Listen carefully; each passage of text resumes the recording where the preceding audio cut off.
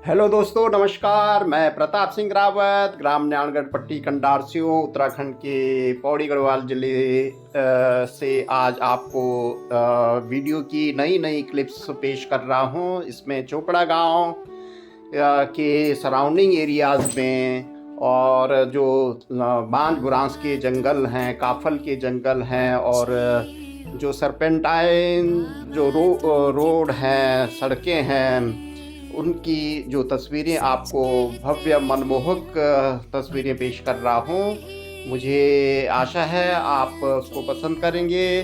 साथ में ब्रह्मा कुमारी ईश्वरीय विश्वविद्यालय की तरफ से ममता दीदी जो मेरे साथ हैं, उन्होंने गांव में एक सत्संग का आयोजन किया जिसमें हमने गीता ज्ञान के बारे में संक्षेप में चर्चा की कि किस तरह से ओम शांति मंत्र के साथ में अपने जीवन में शांति लानी है और सभी लोगों के साथ मिलजुल कर रहना है। जो हमने पुराने पिछले जन्मों के जो हमने पाप कर्म किए हैं उनको कैसे समाप्त करना है और दुख संकट आसानी से कैसे पार पाना है और जीवन को आनंदमय कैसे बनाना है, उसी के बारे में आज चर्चा होगी। आप स्पष्ट रूप से दीदी के जो प्रवचन है उनको सुनकर आनंद लें और आशा है आप इसको पसंद करेंगे और वीडियो को लाइक करेंगे, शेयर करेंगे और सब्सक्राइब भी करेंगे। आप देखते रहिए।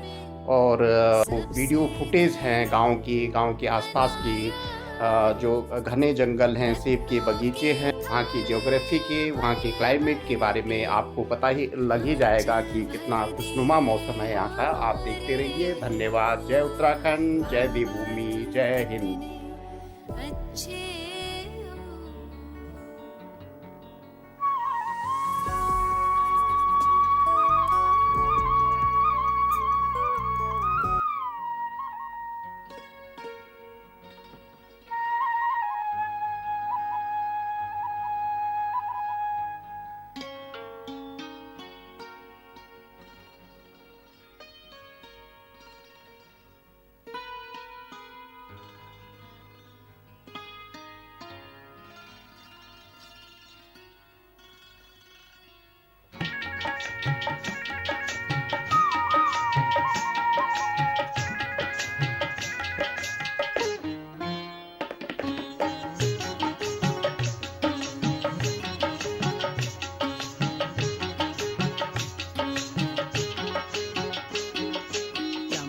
चम चम चम चम चम चम चम की घाम काठ्यों माँ, चम की घाम काठ्यों माँ, वाली काठी चंद की बनी गैनी, वाली काठी चंद की बनी गैनी, बनी गैनी, बनी गैनी, वाली काठी चंद की बनी गैनी, वाली काठी चंद की बनी गैनी।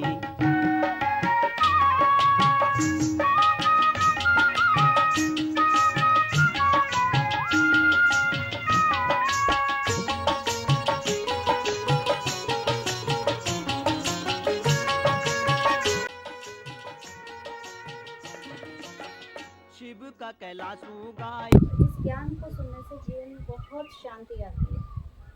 और वो शांति क्यों आती है? क्योंकि हम अपना मन शांति के सागर परमात्मा पिता के साथ जोड़ते हैं ना। और जैसे कि कहते हैं ना, जिसके हमारे मन में जिसकी भी याद आएगी तो हम वैसे ही बन जाएंगे। 10 साल पहले अगर किसी के साथ हमारी लड़ाई हो गई है ना, गुस्सा किया हमने और आपस में लड़ाई कर ली और वो जाके देहरादून दिल्ली रहने लग गया और आज हमें उसकी याद आ गई, या आज रास्ते चलते हम भी देहरादून गए और हमने उसको सामने खड़े हुए देख लिया, तो वही गुस्से वाली बात याद आएगी ना हमें। आज तो वो हमें कुछ नहीं बोल रहा है ना, लेकिन हमें वही गुस्से वाली बात याद आ जाएगी, क्योंकि जिस टाइम हम मिले थे हमने आपस में गुस्सा किया था, लड़ाई झगड़ा किया था। तो अगर हम लड़ाई झगड़े वाले को याद करेंगे तो हमारे मन में वही गुस्सा ही आएगा, और अगर हम शांति के सागर को याद करेंगे तो क्या मिलेगी फिर हमें? शांति ही मिलेगी ना। और फिर भगवान हमें एक बहुत बड़ा मंत्र देते हैं, और वो मंत्र देते हैं भगवान परमपिता परमात्मा हमको, ओम शांति, है ना। इसलिए जब जैसे हम आपस में मिलते हैं ना तो हम प्रणाम बोलते हैं, है ना। कोई राम राम बोलता है, कोई राधे राधे बोलता है, कोई नमस्ते बोलता है, लेकिन जब हम किसी से भी मिलते हैं तो हम उनको ओम शांति बोलते हैं।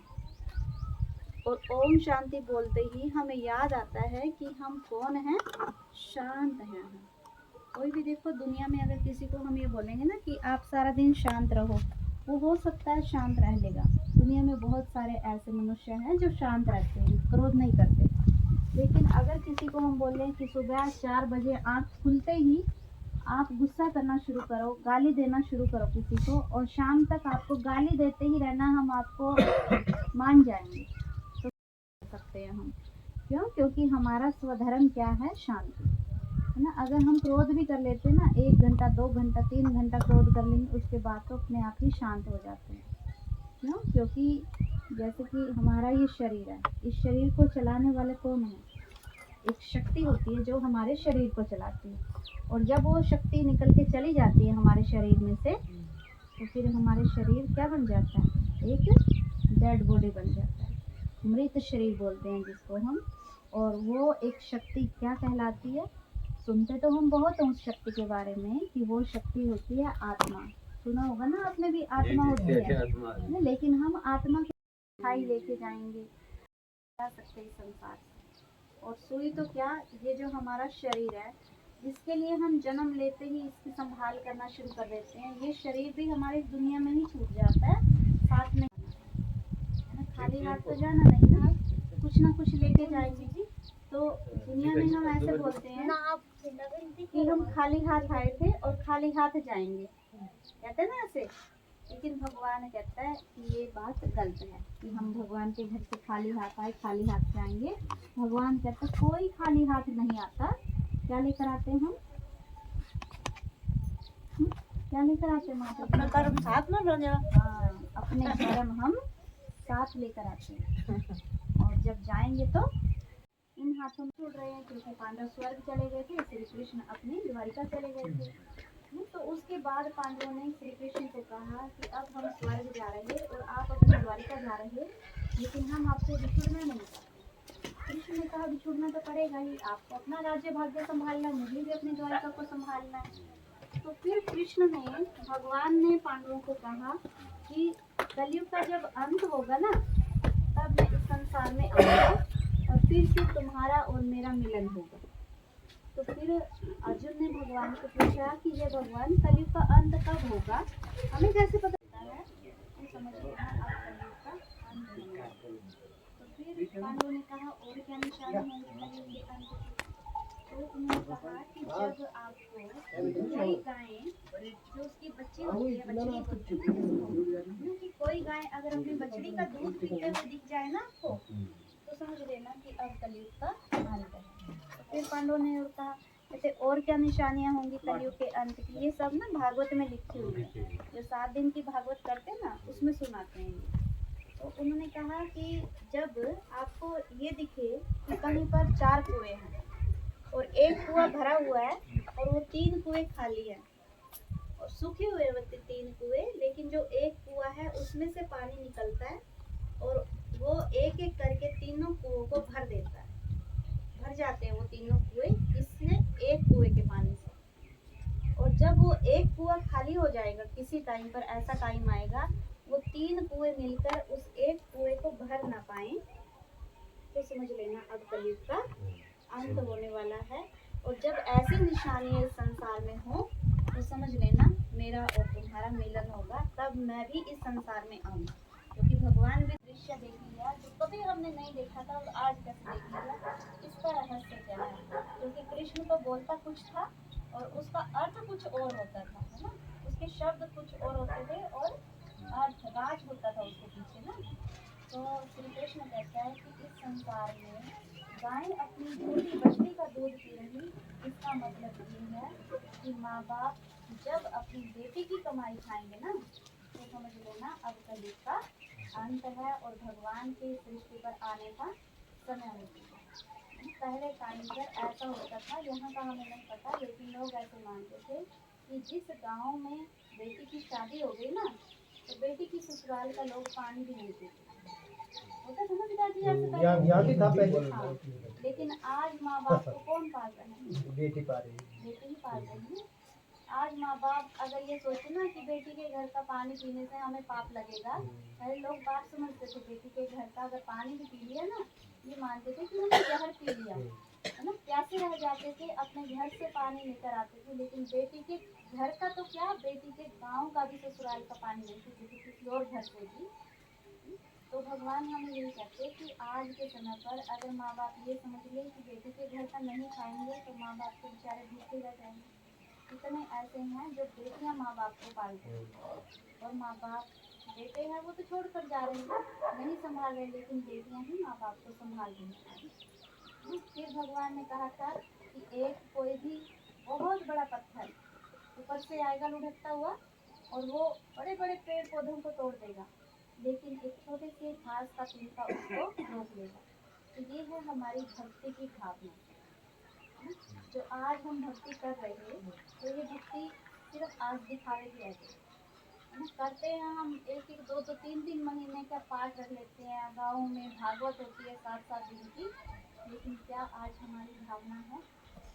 और बड़े लोगों में तो फिर भी है भावना, लेकिन आजकल के जो बच्चे हैं हमारे, वो तो ना तो भक्ति करते है ना, और ना ही वो ज्ञान सुनते, उनको कथाओं में पूजा पाठ में कोई रुचि नहीं है। लेकिन आज जो हमारी थोड़ी सी भी भावना है, चाहे वो दिखावे की भी है, तो उस दिखावे की थोड़ी सी, भगवान को कहते हैं ना, भगवान भावना का भूखा होता है। भगवान को हमारे ये लड्डू पेड़े नहीं चाहिए, सिर्फ भावना चाहिए भगवान को।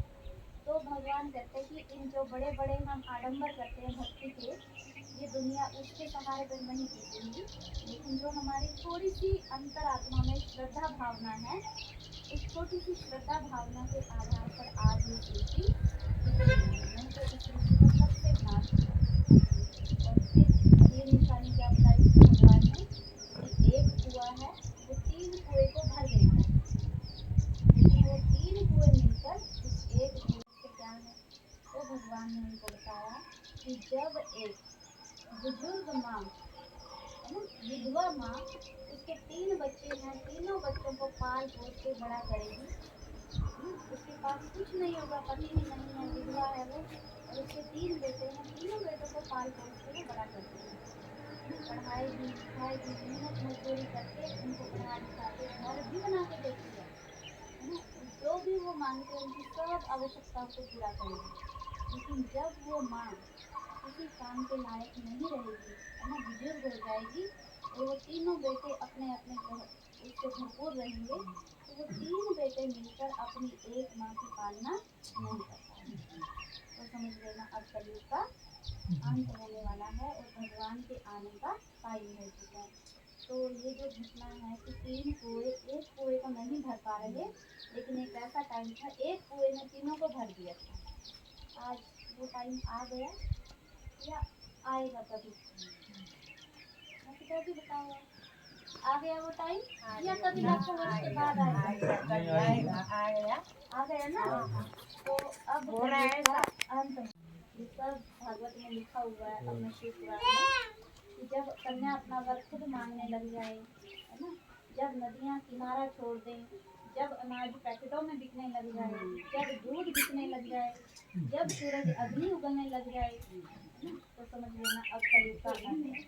तो अब आप ये देखो, तो आज जो अभी तो मार्च खत्म ही हुआ ना, 1 अप्रैल आज, तो आज ही इतनी गर्मी हो गई है ना, तो जून जुलाई में क्या हाल होगा?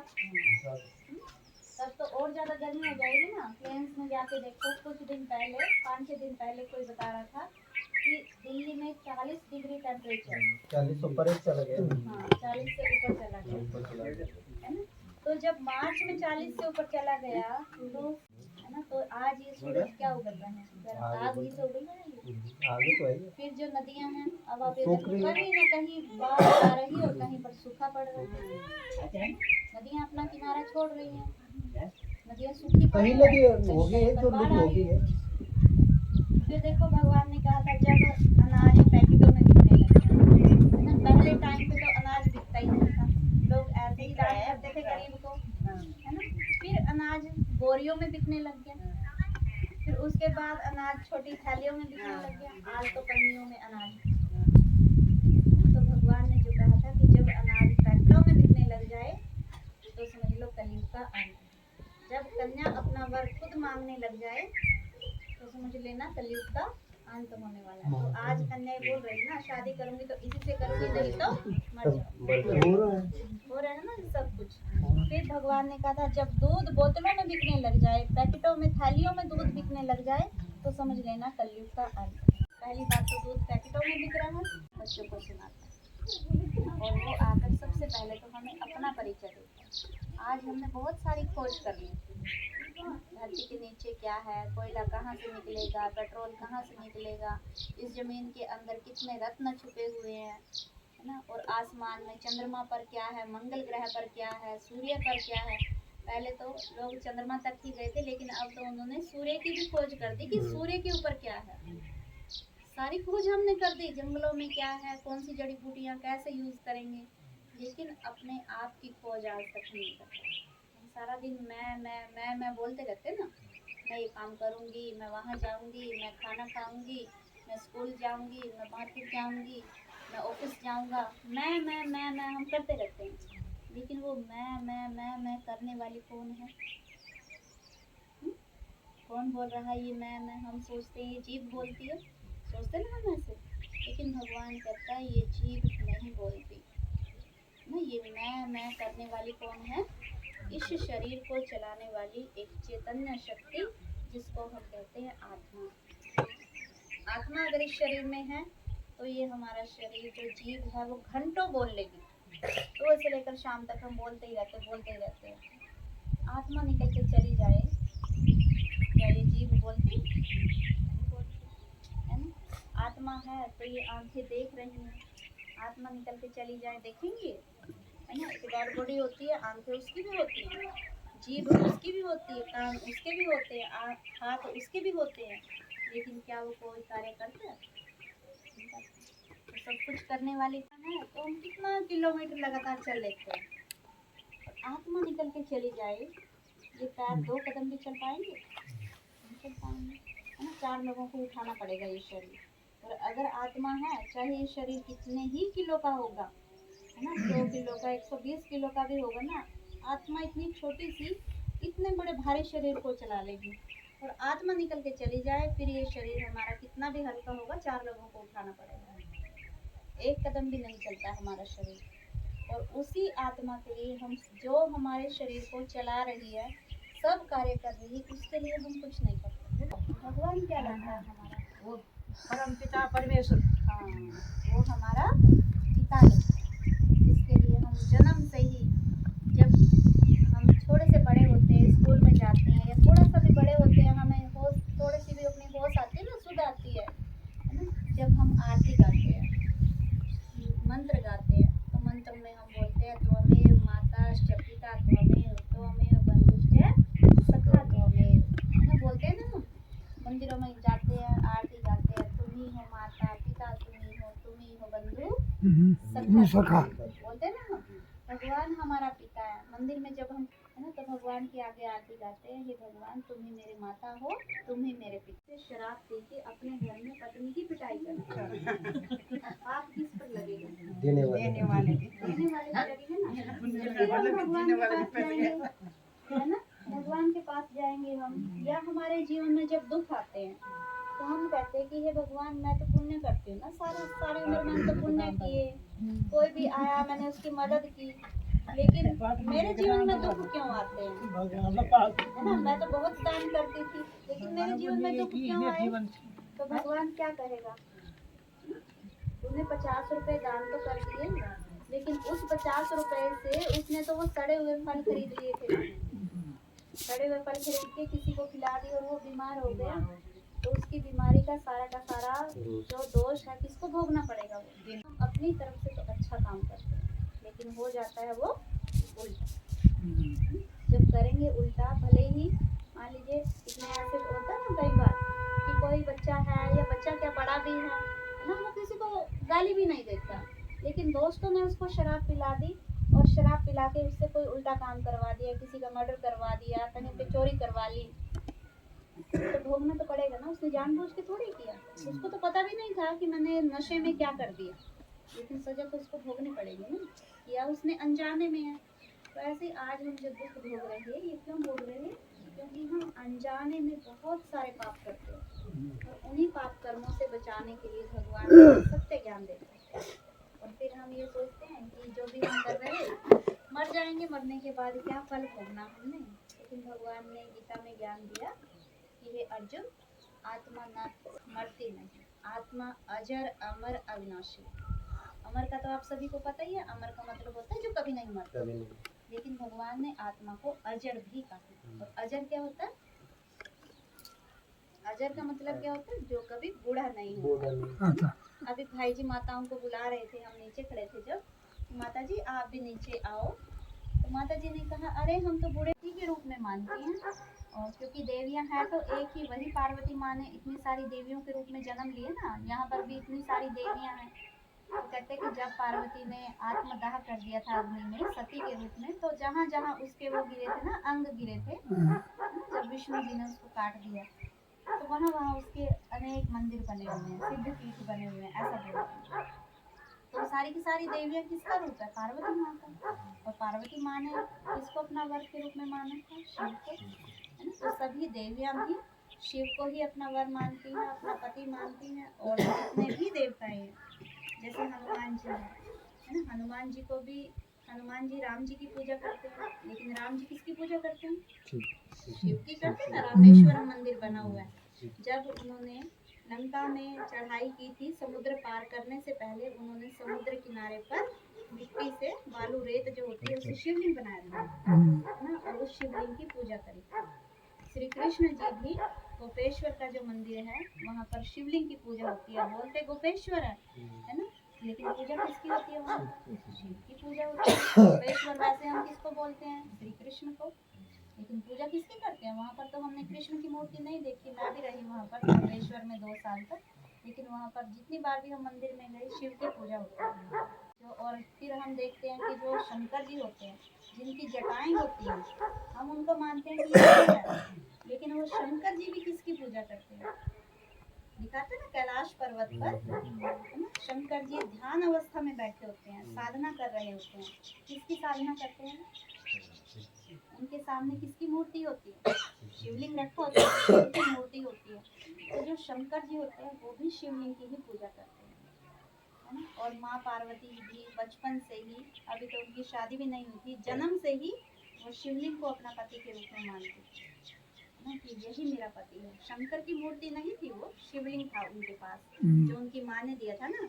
उसे पूछा माँ मेरा पति कौन है, तो उसकी माँ ने शिवलिंग को दिया। और जैसे मीरा ने पूछा ना माँ मेरा पति कौन है, तो मीरा की माँ ने कृष्ण की मूर्ति दे दी और कहा यही है तेरा पति।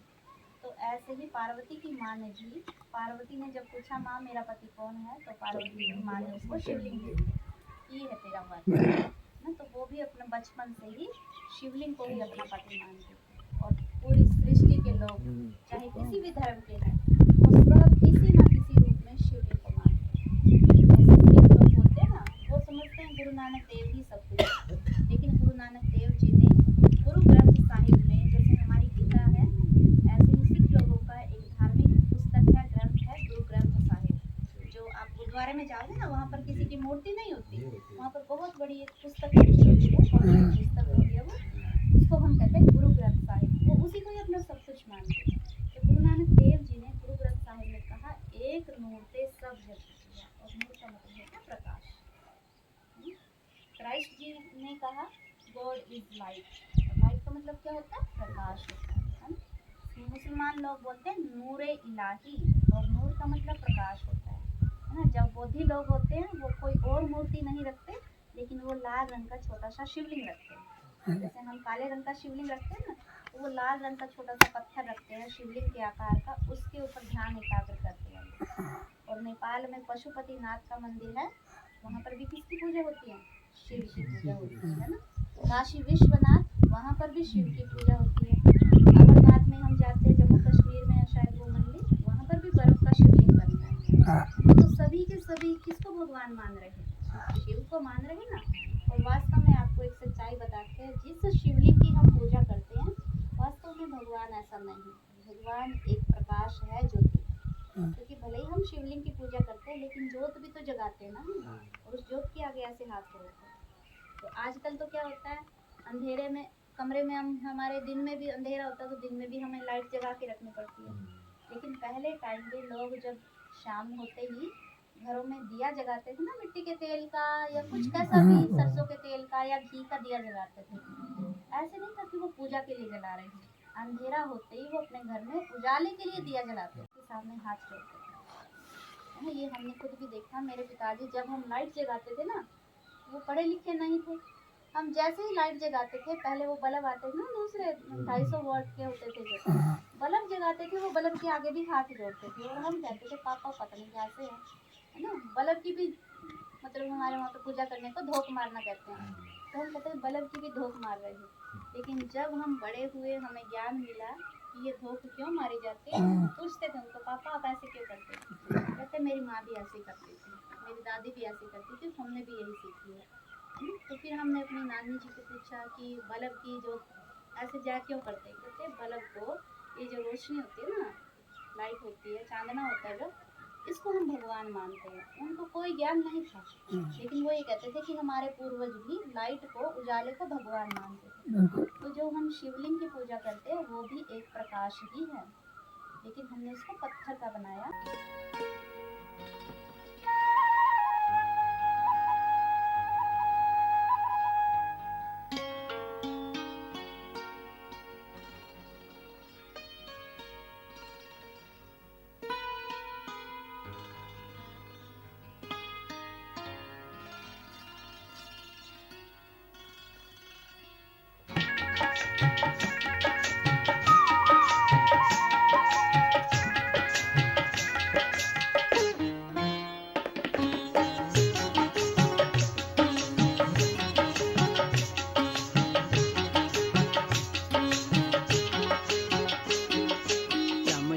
चम चम चम चम चम चम चम की घाम काठ्यों मां, चम चम की घाम काठ्यों मां।